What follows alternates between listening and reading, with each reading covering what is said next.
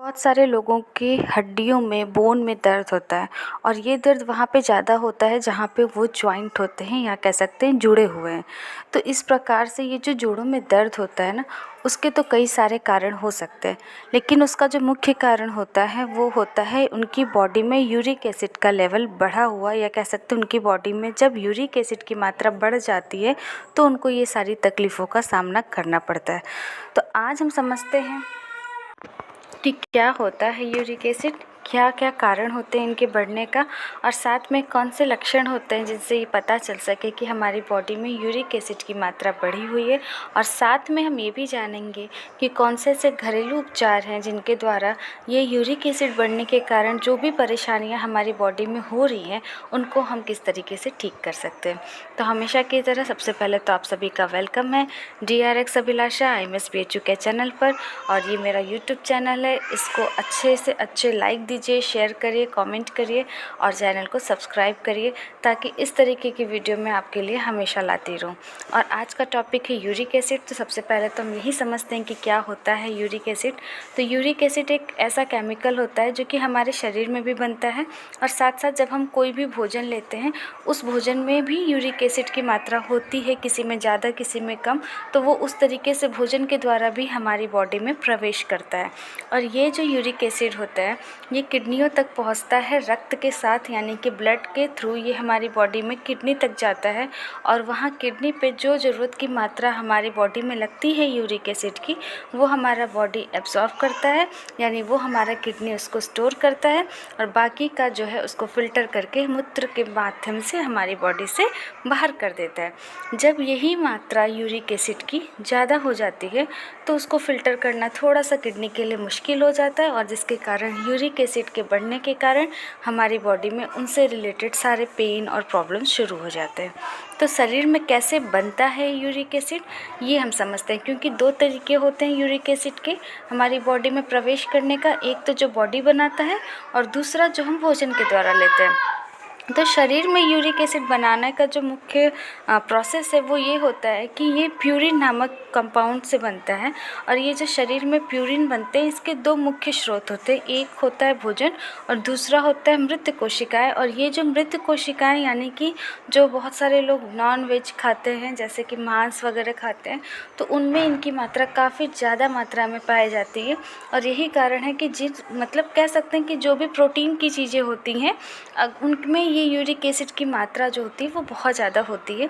और जिसके कारण जब हम उन चीज़ों को खाते हैं तो हमारी बॉडी में यूरिक एसिड की मात्रा बढ़ जाती है और उनसे रिलेटेड सारी प्रॉब्लम शुरू हो जाती है। तो कितना होना चाहिए, उनका सामान्य मात्रा क्या होना चाहिए हमारी बॉडी में यूरिक एसिड का, तो इनमें ये जानना बहुत ज़रूरी है। तो महिलाओं और पुरुष के लिए मात्रा अलग अलग है। महिलाओं के लिए यह 6 mg/dl होना चाहिए और पुरुषों के लिए 7 mg/dl होना चाहिए। इससे अधिक हो जाए तो अच्छा है, लेकिन इससे ज़्यादा अधिक होगा, बहुत ज़्यादा अधिक होगा तो फिर वो हमारे लिए प्रॉब्लम करती है। तो यही कारण होता है कि जब शरीर में रक्त में यूरिक एसिड का स्तर बढ़ जाता है तो बहुत सारी समस्याएं होने लगती है। तो कौन कौन सी समस्या होती है? सबसे पहले तो जो समस्या होती है वो हमारी बॉडी में क्रिस्टल्स बनने लगते हैं, जिसके कारण किडनी स्टोन हो सकता है। और साथ में हमारी जॉइंट्स जैसे कि हाथ पैर हुए, वहाँ की जो उंगलियाँ हुई, जोड़ों, मतलब जितने भी जॉइंट्स हैं जहाँ पे वो जुड़े हुए हड्डियाँ होती हैं वहाँ पे पेन शुरू होने लगता है और कभी कभी गाउट जैसी बीमारी भी होने लगती है। तो ये सारे मतलब प्रॉब्लम्स आती हैं जब हमारी बॉडी में यूरिक एसिड का स्तर बहुत ज़्यादा बढ़ जाता है। क्या है यूरिक एसिड? हाइपर यूरेसीमिया का स्तर बढ़ने का कारण। हमारी बॉडी में बहुत सारे कारण हैं, या हम कहीं बाहर से ला सकते हैं या हमारी बॉडी में भी कभी कभी बहुत सारी प्रॉब्लम होती है, जैसे कि हमारा किडनी हुआ वो अच्छे से फ़िल्टर नहीं कर पा रहा यूरिक एसिड को।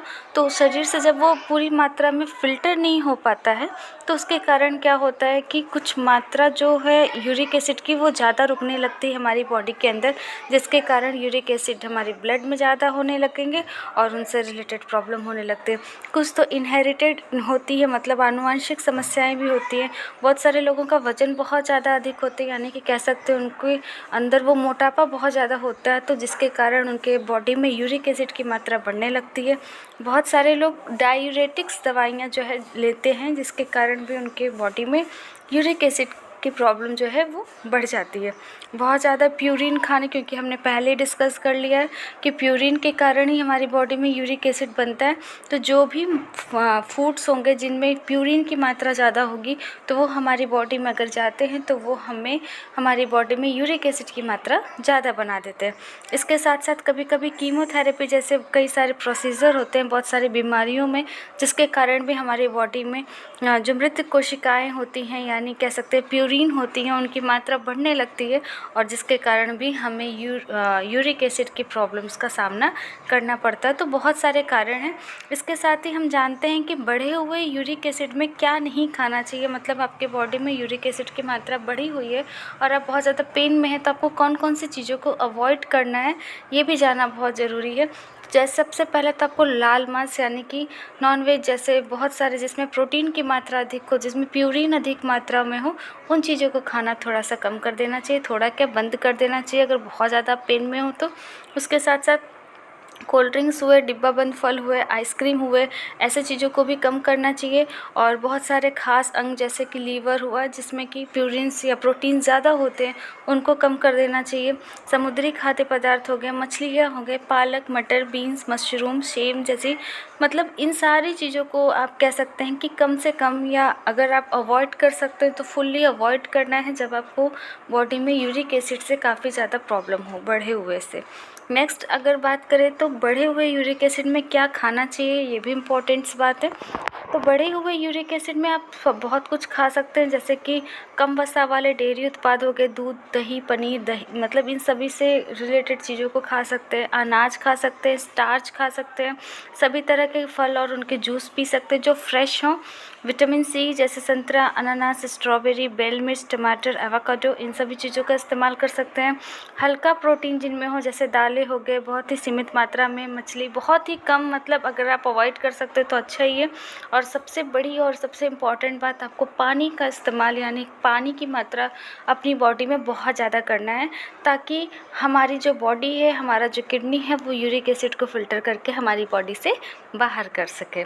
अब बात करते हैं कि यूरिक एसिड को जड़ से ख़त्म करने के कौन कौन से घरेलू उपचार हैं। तो सबसे पहला जो घरेलू उपचार है या कह सकते हैं आयुर्वेदिक उपचार है, वो है गिलोय यानी कि गुड़ची। तो गुड़ची जो होता है वो तो हर बीमारी के लिए काफ़ी अच्छा, बहुत सारी बीमारियों के लिए वरदान है हमारे लिए, लेकिन इसका जो इलाज यूरिक एसिड में बहुत अच्छा माना जाता है। इसके तने और इसकी लीफ दोनों का आप इस्तेमाल कर सकते हैं। गुड़ची अधिकतर आप देखे होंगे नीम के पेड़ वेड़ पे लपेटी हुई रहती है, और ये जो इसका लीफ होता है वो हार्ट शेप में होता है, और जहाँ पे ये तना से जुड़ा हुआ होता है उस तना के पीछे आप देखेंगे तो एक छोटा सा ब्राउन सा स्पॉट होता है, जिससे ये कंफर्म होता है कि ये गुड़ची है या गिलोय है, क्योंकि बहुत सारे लीफ हार्ट शेप में होते हैं तो लोग कंफ्यूज हो जाते हैं। तो ये इसका आइडेंटिफिकेशन है। आपको करना क्या है कि गिलोय के तने और पत्ते दोनों को भिगा के रख देना है रात भर, और सुबह क्या करना है कि इसको पीस के 1 गिलास पानी के लगभग पानी लेने हैं, और उसमें ये पिसा हुआ गिलोय का तना और पत्ता दोनों ऐड करना और उसको आधा उबाल के कर लेना है। मतलब एक तरफ से आप समझ सकते हैं इसको काढ़ा बना लेना है, और जब ये आधा हो जाए तो इसको थोड़ा ठंडा होने दें और उसको छान के आप पी लीजिए। ये बहुत अच्छा रेमेडीज़ है, आपके बॉडी में यूरिक एसिड के स्तर को कम करने के लिए बहुत ही सटीक और तुरंत वाला उपाय है। इसके साथ साथ आप इसके जूस भी यूज़ कर सकते हैं, पाउडर बना सकते हैं, गोलियां आती हैं, गिलो के जूस बहुत जगहों पे मार्केट में भी अवेलेबल है, बट मैं कहूँगी कि अगर आप प्योर यूज़ कर रहे हैं तो वो ज़्यादा अच्छा होता है। नेक्स्ट रेमेडीज़ होता है नींबू पानी। नींबू पानी तो किडनी स्टोन में भी आपने सुना ही होगा कि किडनी स्टोन भी यूरिक एसिड के बढ़ने के कारण ही होता है। तो नींबू पानी वगैरह का सेवन बहुत ही फ़ायदेमंद होता है, क्योंकि ये जो नींबू में विटामिन सी होते हैं वो काफ़ी ज़्यादा मात्रा में पाए जाते हैं, और इसके कारण क्या होता है कि ये जो यूरिक एसिड का स्तर होता है वो कम हो जाता है। तो सुबह उठकर ही गुनगुने पानी में 1 गिलास पानी में नींबू निचोड़कर इसका सेवन करना है। इससे भी यूरिक एसिड की मात्रा जो है वो काफ़ी ज़्यादा कम होती है। नेक्स्ट रेमेडीज़ है बेकिंग सोडा। 1 गिलास पानी लेना है और उसमें आधा चम्मच बेकिंग सोडा लेना है, उसको अच्छे से मिक्स करना है और पी जाना है। 2 सप्ताह तक आपको रेगुलरली बेस पे इसका यूज़ करना है, ये भी बहुत अच्छा रेमेडीज़ है। नेक्स्ट रेमेडीज़ है एप्पल साइडर विनेगर। करना क्या है कि 1 गिलास पानी में 2 चम्मच सेब का सिरका मिलाना है, दिन में 2 बार इसका सेवन करना है, और 2 सप्ताह तक अगर आप इसका यूज़ कर रहे हैं रेगुलर बेस पे तो ये बहुत अच्छा होता है। नेक्स्ट है बथुआ। बथुआ को क्या करना है, उसको पीस के उसका जूस भी आप पी सकते हैं। और याद रहे जब भी ये जूस पिएं तो आपको उसके पीने के बाद 2 घंटे तक कुछ भी नहीं खाना है। 1 हफ्ता तक आप ये भी इस्तेमाल कर सकते हैं। ये भी नेचुरल रेमेडीज़ है। और सबसे बढ़िया सबसे अच्छा उपाय है पानी। जितना हो सके अपने शरीर को हाइड्रेट रखिए। जितना ज़्यादा आप पानी पिएंगे आपको यूरिक एसिड की प्रॉब्लम से बहुत जल्दी आराम मिलेगा। लास्ट रेमेडीज़ है अलसी के बीज। अलसी के बीज खाने से भी यूरिक एसिड कम होते हैं। इसके लिए भोजन के खाने के आधे घंटे बाद अलसी के बीज को चबाकर खाना है। इसके साथ ही कच्चा पपीता है। कच्चा पपीता को भी आप अच्छे से काट के उसके बीज को अलग कर लेना है और उसको पानी में 5 मिनट तक अच्छे से उबालना है और पानी जब ठंडा हो जाए तो छान के पी लेना है। Hope you all like this video. Video पसंद आए तो चैनल को लाइक शेयर सब्सक्राइब करना मत भूलिएगा। Thanks for watching.